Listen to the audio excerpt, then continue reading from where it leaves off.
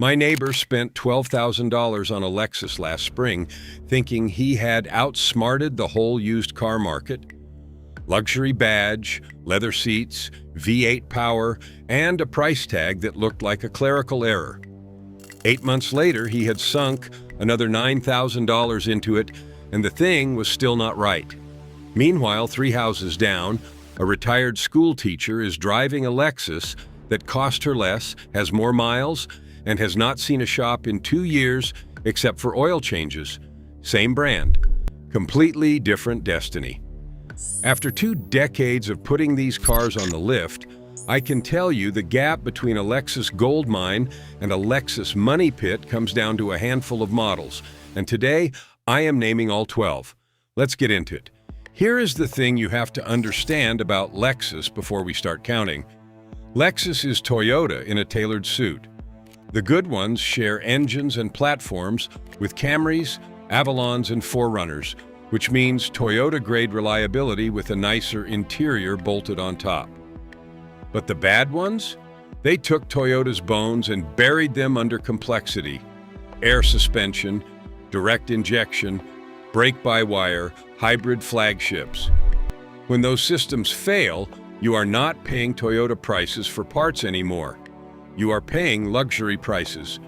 That single distinction is the entire video. Keep it in your head as we go. Let's start with the 7 that print money.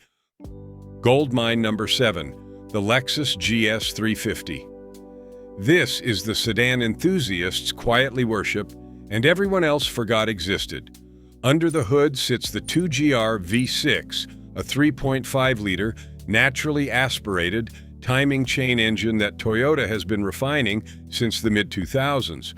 No turbo to blow, no belt to snap.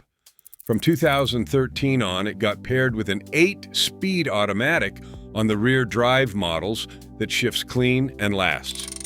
I had a customer bring one in at 190,000 miles, convinced something was wrong because it was too quiet. Nothing was wrong. That was just what a healthy GS sounds like. You can find a clean 2013 to 2016 GS 350 in the $16,000 to $23,000 range right now, and it will embarrass a same-price German sedan on total cost of ownership. One warning, skip the GS 450h hybrid from the early years. If reliability is your only goal, the gas V6 cars are the sweet spot. Goldmine number 6. The Lexus is 350. Notice I said 350, not 250. Write that down because it's going to matter a lot later in this video. The IS 350 runs that same bulletproof 2GR6, making around 306 horsepower, and it's one of the most fun to drive, reliable cars you can buy under $27,000. The reason it's a gold mine is that most shoppers can't tell an IS 350 from an IS 250 on a listing, so the good one gets priced like the bad one. When you're shopping, check the badge and check the window sticker or vehicle identification number to confirm the 3.5-liter V6. Do that one bit of homework, and you're driving off with a car that'll run to 250,000 miles, while the guy who grabbed the 250 is Googling carbon cleaning near me. Goldmine number 5, the Lexus RX 450h. Here's where people get scared for no reason. It is a hybrid. The battery is going to bankrupt me. Not this one. The RX 450h is built around the same 2GR V6 architecture, and Lexus hybrid systems are some of the most durable powertrains on the planet. Plenty of these packs sail past 200,000 miles, and 300,000 is on the table with care. I have seen taxi mileage examples still returning close to 30 miles per gallon. A 2011 to 2015 RX 400 figure runs about $16,000 to $22,000. The only real homework is a hybrid battery health check during your inspection. Any decent Toyota Lexus shop can pull that reading in minutes. Get the green light there, and you have got a luxury SUV that costs pariah's money to run. Goldmine number 4, the Lexus LS 430. This is the old money pick. Built from 2001 to 2006, the LS430 is powered by the 3UZ-FE 4.3-liter V8, and engine mechanics talk about the way sommeliers talk about vintage wine. It's smooth, it's overbuilt, and it simply refuses to die. I know an LS430 with 340,000 miles on the original engine and transmission that still shuts its doors with that vault-like thunk. Because it's old, a clean, well-documented example can be had anywhere from $8,000 to $14,000, which is criminal for what you're getting. The catch is condition. At this age, you're buying the maintenance history as much as the car. Find the one owned by the meticulous retiree with a folder full of receipts, and you've bought yourself a flagship luxury sedan for the price of a used Corolla. Gold mine number 3, the Lexus GX 460. Now we're talking about the SUV every off-road guy and every big family should have on their radar. The GX 460 is body on frame. It shares its DNA with the 4Runner and the Land Cruiser Prado, and it's powered by the 1UR-FE 4.6-liter V8, making around 301 horsepower. This thing will outlive your mortgage. Owners routinely report 300,000 plus miles on second-gen examples. A 2014 and up GX 460 typically runs $28,000 to $38,000, and it holds value like it's made of gold, which brings me to the one single, non-negotiable inspection tip. Many GX 460s came with a system called KDSS, the Kinetic Dynamic Suspension System. When it works, it's fantastic. But if you walk up to a GX and there's a KDSS warning light on the dash, you turn around and you leave. That light almost always means a leak, and repairing it can run past $4,500 because the system can't simply be topped off. No KDSS light, and you've got one of the best SUVs Lexus ever built. Gold mine number 2, the Lexus RX B50. This is the most popular luxury SUV of its era for a reason, and the used values are quietly insane right now. The 2GRV6 timing chain, no turbo, you know the drill by now because the good Lexuses all share the same honest heart. The generation to target is 2010 through 2015. A 2010 to 2013 RX 350 lands around $13,000 to $18,000, and a 2014 to 2015 in the low 20s. Here is the specific advice that saves you money. Avoid the earliest 2007 to 2009 examples because those early cars are known for power steering rack leaks and engine oil leaks. I'll come back to that hard in the second half. But from 2010 on, Lexus had this SUV dialed. When you test drive one, work every function of the touchscreen because a glitchy head unit on a high-mileage example is a known annoyance, and knock a few hundred off the price if it lags. Otherwise, this is a plush, quiet, 250,000-mile family hauler that most people wildly underestimate. That last one, number 1, is the Lexus I recommend more than any other when someone asks me what to buy, and it's the one my own family drives.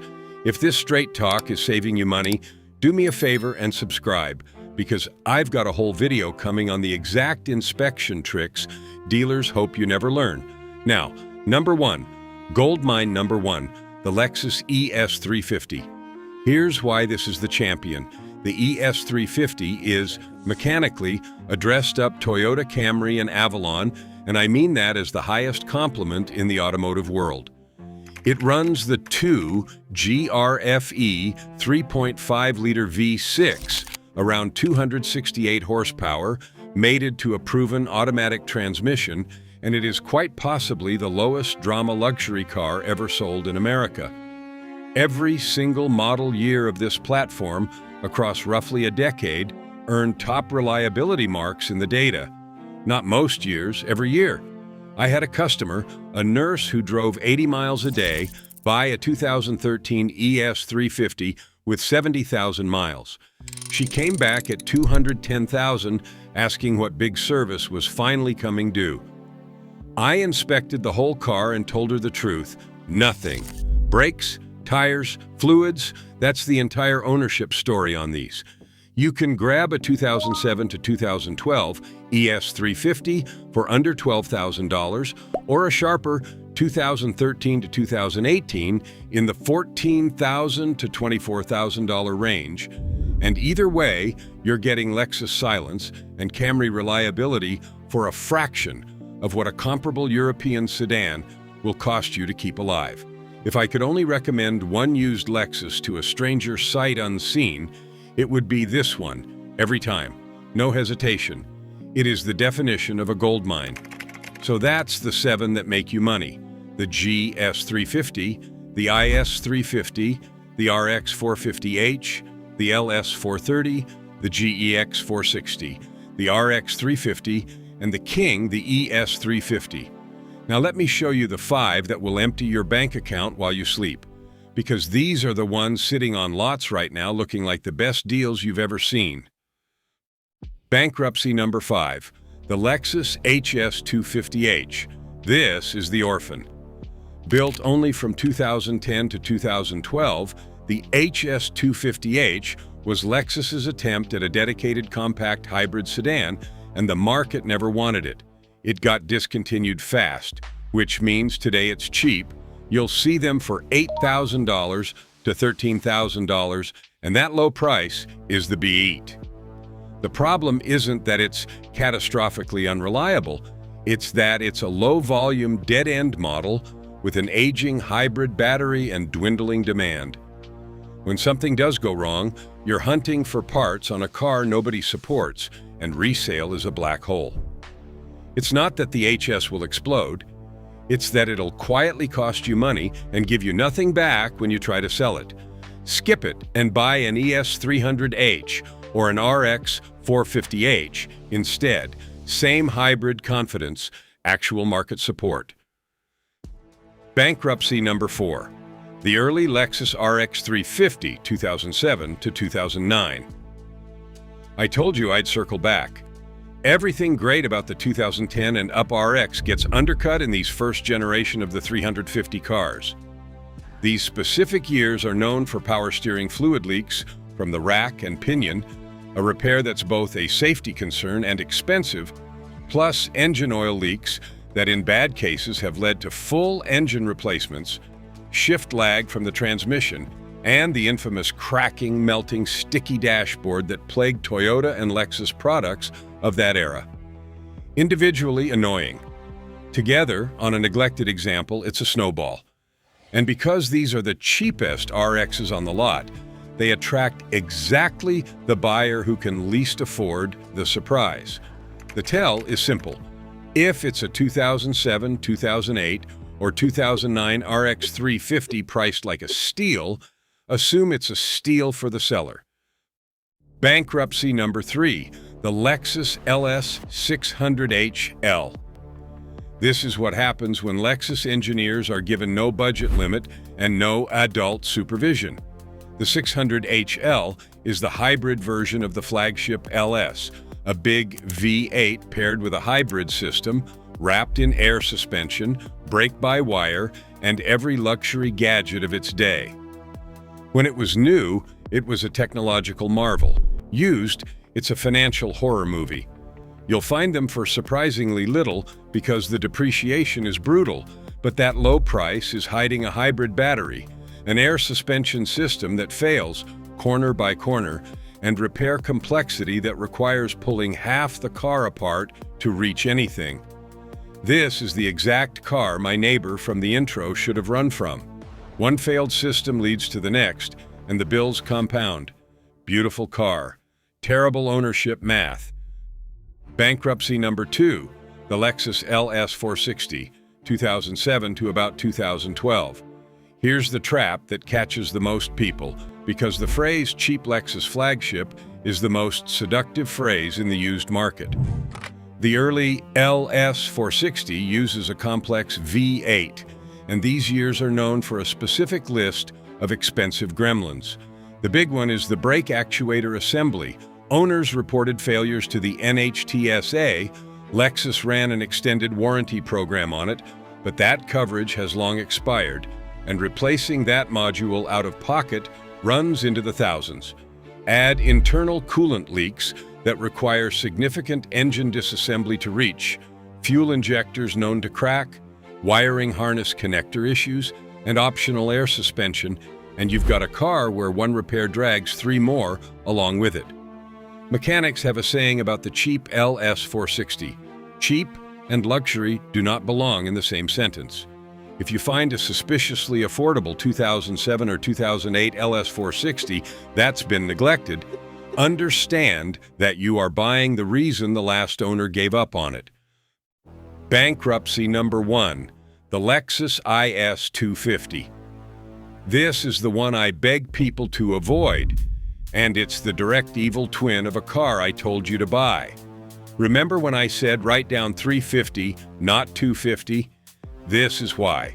The IS 250 runs the 4GRF SE 2.5-liter V6, and Lexus switched it to direct injection, which sounds modern and efficient until you learn that these engines are notorious for carbon buildup on the intake valves.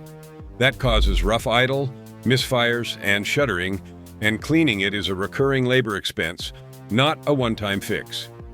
On top of that, the 4GRFSE is known to leak oil from seemingly every seam.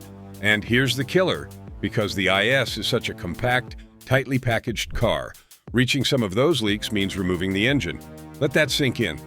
You buy a reliable Lexus for $12,000, and 18 months later, a mechanic is telling you the engine has to come out to fix an oil leak. The tragedy is that the IS 350 sitting right next to it, same body, same badge, is a gold mine, and the IS 250 is a trap. One number is the entire difference between a great decision and a rolling regret. So there it is, 12 Lexuses, 2 completely different fates. On the gold mine side, you've got the ES 350, RX 350, RX 450H, GX 460, LS 430, GS 350, and IS 350s, cars that borrowed Toyota's best engines and just quietly outlast everything around them.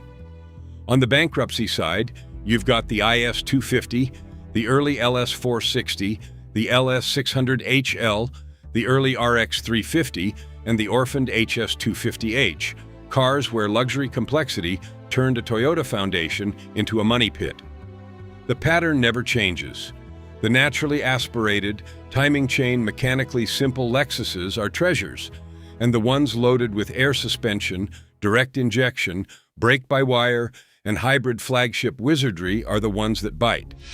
Next time you're on a lot and a salesman waves you toward a suspiciously cheap Lexus flagship, you'll know to check what's actually under that pretty badge before you sign anything. If this saved you from a mistake, or better yet, pointed you toward your next car, hit that like button and subscribe, because next I'm breaking down the exact used car inspection checklist I use to spot a money pit in under 10 minutes. Drive safe, buy smart, and remember, with Lexus the badge is the same, but the bill is not. I'll see you in the next one.